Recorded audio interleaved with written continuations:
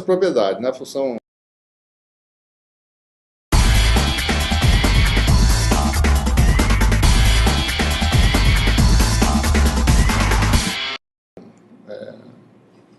delta unidimensional, né? Delta x menos a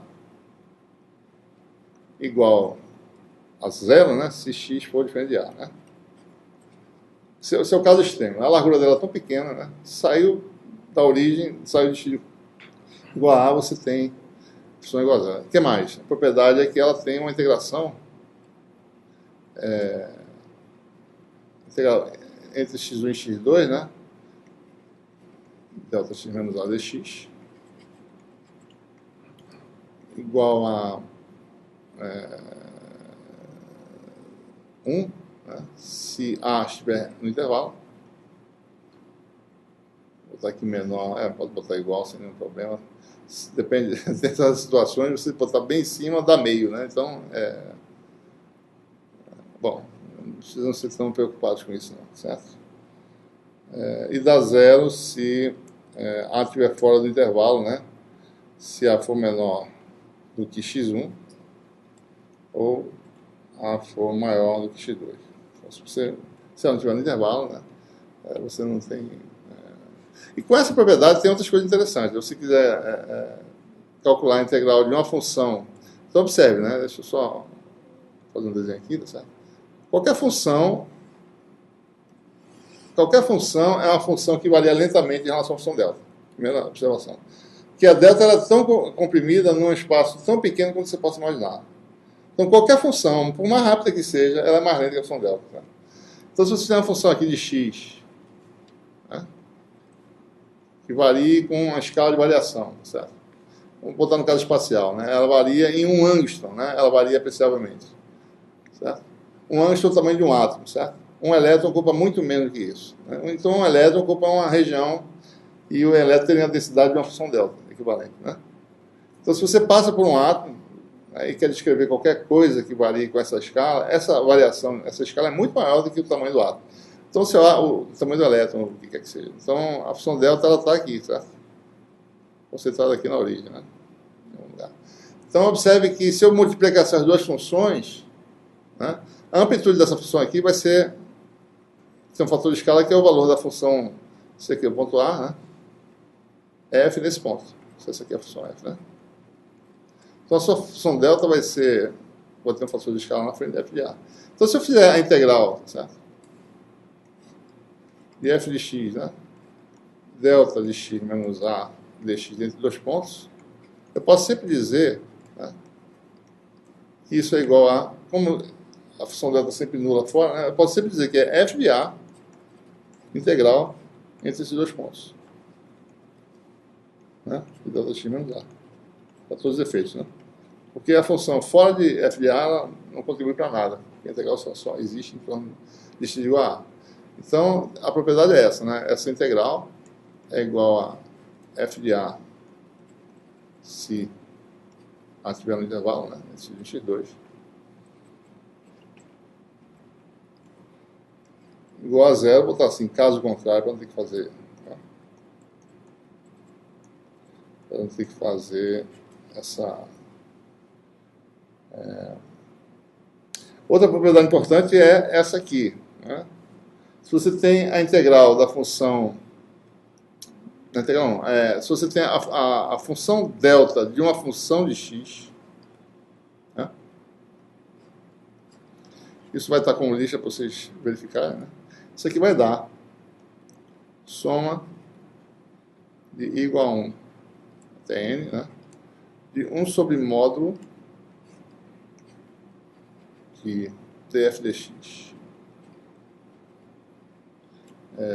na iésima posição. Eu vou dizer o que quer dizer x aí já, certo? Isso aqui é módulo, né? Delta de x menos xi, onde f de xi igual a zero. Os xi são os zeros da função f. Então, delta de uma função qualquer vai ser a soma das funções deltas que são acentuadas nas posições dos zeros da função f, com um fator de escala 1 sobre a derivada, certo? De onde vem isso, né? Isso eu vou pedir para vocês provarem. Eu vou dar só a dica. Se você expandir uma função em torno de sua raiz, né? Certo? Lembre-se, a função delta ela só existe quando o argumento dela for zero. Certo? Então, delta de uma função só vai ter significado perto da raiz de f. Certo? Né? Então, você expande a função em torno da sua raiz, insere termo, pega o primeiro termo e aparece a derivada primeira. É por isso que aparece o fator de escala aqui embaixo. Certo? Vocês vão ver na demonstração que isso não é difícil de demonstrar. Por que aparece um módulo aqui? Segunda coisa que eu não falei da função delta. A função delta é uma função positiva, ela não é negativa. Certo? Então, o que quer que aconteça com o argumento aqui, se ele mudar de sinal, não tem importância. A função delta é uma função par. Né? Deixa eu botar aqui para vocês. Não está escrito aqui nas notas, né? Mas delta é par e positiva. Certo? Lembre-se da função gaussiana, certo? Pense na função delta como uma função gaussiana concentrada. Então, toda função delta é par, a função gaussiana é par e é positiva. Né? Tem um fator de escala positivo. Certo? Bom, e aí? O que isso tem a ver com nossa teoria aqui, né?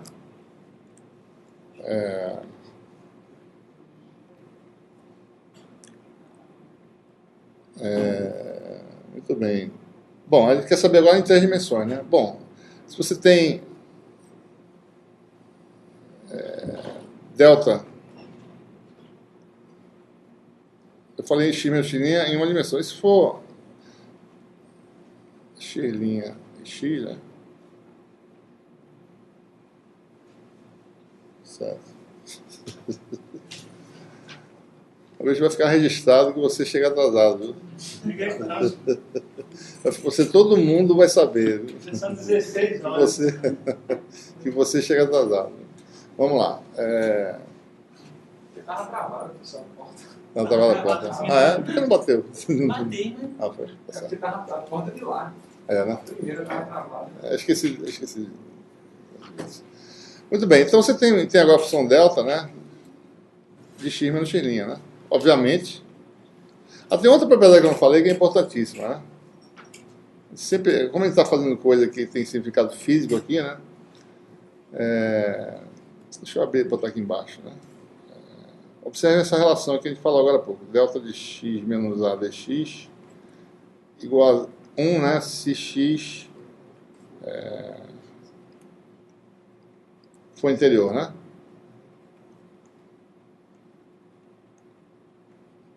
Como a gente está falando de coordenadas espaciais, x tem significado físico aqui. Observe que x vai ser comprimento, né? Geométrico, metro. A integral dessa função dá unidade, né? Então a função delta tem dimensão, né? Comprimento menos 1. Certo? Então ela é uma função de densidade, né? Nesse caso, densidade linear. Certo? Então aqui nós temos essa propriedade também, né? A função delta em 3 dimensões é algo, a generalização, né?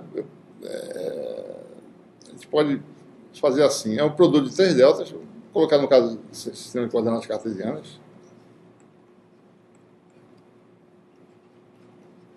Ou seja, ela só vai ter algum valor se as coordenadas x', y' e z' estiverem dentro do volume, sabe?